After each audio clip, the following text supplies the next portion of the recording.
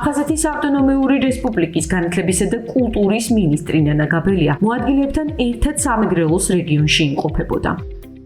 სამუშაო შეხვედრები ზუგდიდის, ჩხოროწყუსა და სენაკის მუნიციპალიტეტებში განთავსებული აფხაზეთის საჯარო სკოლების დირექტორებთან ახალი სასწავლო წლისთვის მზადების პროცესის გაცნობას ისახავდა მიზნად. შეხვედრების მონაწილეებმა სკოლების წინაშე არსებულ გამოწვევებსა და მათი მოგვარების გზებზე ისაუბრეს.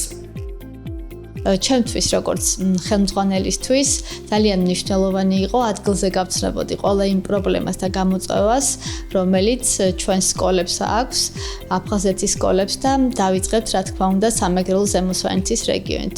მოვიარეთ თითქმის ყველა სკოლა და ვფიქრობ, რომ იმ სასწავლო გეგმის გათვალისწინებით, რომელიც 2023 წელს არის განსაზღვრული, ჩვენი სკოლები მეტნაკლებად პასუხობენ არსებულ გამოწვევებს და ხვდებიან აბსოლუტურად მომზადებული. რა თქმა უნდა, პრობლემებიც არის, პრობლემების გარეშე 30 წელია ჩვენ ნელ-ნელა ვაშენებთ ამ ყველაფერს და ვცდილობთ, რომ არ გქონდეს მსგავსი, მაგრამ ძირითადად გვაქვს ინფრასტრუქტურული პრობლემები. ჩვენი სკოლა ახალი სასწავლო წლის დაწყებისთვის შეძლების წაგვარად მომზადებული არის. ყველა საკლასო ოთახში არის კოსმეტიკური რემონტი. ინფრასტრუქტურა გამართულია მოსწავლეების დასახვედრად.